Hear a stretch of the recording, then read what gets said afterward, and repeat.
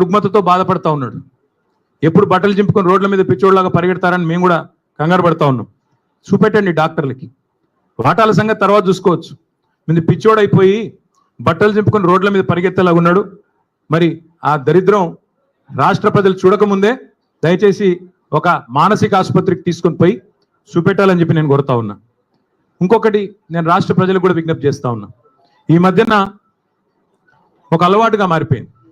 ఏ ఆధారము లేకపోయినా, ఏ అధికారిక ప్రెస్ మీట్ లేకపోయినా, అధికారిక స్టేట్మెంట్ లేకపోయినా, ఇదిగో పులి అంటే అదిగో తోక, ఇదిగో ట్యాపింగ్, ఈ హీరోయిన్ ఆ హీరోయిన్, ఈయన డ్రగ్గులు వాడాడు ఆయన డ్రగ్గులు వాడాడు, ఒక్కడంటే ఒక్కడు ఈ రాష్ట్ర ప్రభుత్వంలో కానీ ఈ రాష్ట్ర అధికార యంత్రాంగంలో కానీ అధికారికంగా ఏమైనా చెప్పారా? ఏంది గాసిప్సు, ఏంది నాన్సెన్సు? ఎవరన్నా మీకు వచ్చి ఫలానా వాడు తప్పు చేశాడని చెప్పారా ఇప్పటికీ? ఇది ట్యాపింగు, అది కుంభకోణం, ఇది లంబకోణం, అది డ్రగ్స్, ఇవేనా? ఇంకా 6 గ్యారెంటీలు మర్చిపోదామా? 420 దొంగ హామీలు మర్చిపోదామా? ఆడబిడ్డలకు ఇస్తానన్న 2500 మర్చిపోదామా? ముసలోళ్ళకి ఇస్తానన్న 4000 పెన్షన్లు మర్చిపోదామా? రైతులకు ఇస్తానన్న బోనస్ మర్చిపోదామా? ఇదిగో పులి అదిగో తోక అనే వదంతులు పట్టుకునే రోజు మనం అందులో ఒత్తుకుంటూ కూర్చుందామా ఫోన్లో? ఈ తమ్మునేలు ఆ తమ్మునేలు, వీడు ఇట్లా అంట వాడు అట్లా అంట. ఈయన ఇంకా మనకు కావాల్సింది ఈ గాసిప్స్ అడిక్షన్ కూడా. ఈ గాసిప్స్ ఏవైతే, ఈ వదంతులు, రూమర్స్ ఏవైతే ఉన్నాయో వీటి అడిక్షన్ కూడా ఈ రేవంత్ రెడ్డికి పట్టుకున్నది. ఓ పిచ్చోడ్లాగా మాట్లాడుతూ ఉన్నాడు. ఆ జూబ్లీ ప్రాంతం ఉంటుంది హైదరాబాద్లో, అక్కడ కిట్టి పార్టీలు జరుగుతూ ఉంటాయి.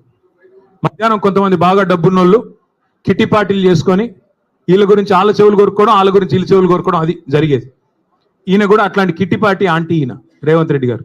ఎక్కడో ఎవడో చెప్పింది అదే నిజం అనుకుని భ్రమించి దాన్ని మళ్ళీ 10 మందిని పోగేసుకొని, మీడియాని పోగేసుకొని చిట్ చాట్ల పేరిట చిల్లర మాటలు మాట్లాడే నికృష్టుడు రేవంత్ రెడ్డి. నేను అందుకే అంటా ఉన్నా, నువ్వేదో వాగేవు కదా నేను డ్రగ్స్ బిగ్స్ అని.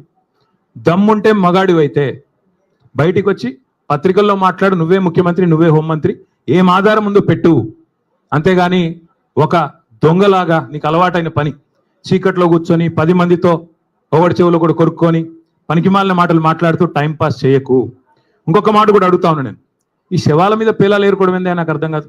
ఎవరో చనిపోతే దుబాయ్లో దాన్ని నాకంట కట్టడం ఏంది? నీ బొంద ఏమైనా జ్ఞానం ఉందా నీకు అసలు? ఏం మాట్లాడుతున్నావు? రాష్ట్ర ముఖ్యమంత్రివా లేకపోతే శవాల మీద పేలాలు ఏరుకునే దౌర్భాగ్యుడివా? నేను అందుకే అంటా ఉన్నా, నీకు దమ్ముంటే ఆధారం బయట పెట్టు. దమ్ముంటే ఏ టెస్ట్ చేస్తావో చెయ్యి. దమ్ముంటే నీ దగ్గర ఏం ఆధారం ఉందో పెట్టు. లేదా ఈ కిట్టి పార్టీ ఆంటీ లాగా ప్రతిరోజు ఇళ్ళ చెవు గురికి వాళ్ళ చెవు గురికి హెడ్లైన్లు మేనేజ్ చేసి మీడియాను మేనేజ్ చేసి ఎక్కువ రోజులు బతకలేవు.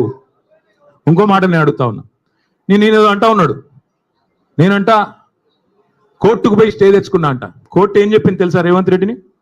ఇట్లాగే పిచ్చిబాగుడు వాగుతుంది. నేను చెప్పేది ఈరోజు కాదు, 2021లో ఇట్లాగే సన్నాసి మాటలు మాట్లాడినాడు, డ్రగ్స్ గిగ్స్ అని.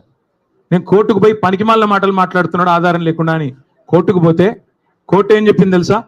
చెత్త మాట్లాడితే చెప్పు తీసుకొని కొడతామని చెప్పి ఇంజంక్షన్ ఆర్డర్ ఇచ్చింది. దాన్ని స్టే అంటాడు. ఈ మూర్ఖుడికి ఇంజంక్షన్ ఆర్డర్ తెలియదు, స్టే తెలియదు. చెత్త మాటలు మాట్లాడితే చెప్పు తీసుకొని కొడతా అని కోర్టు చెప్పింది, నేను కాదు.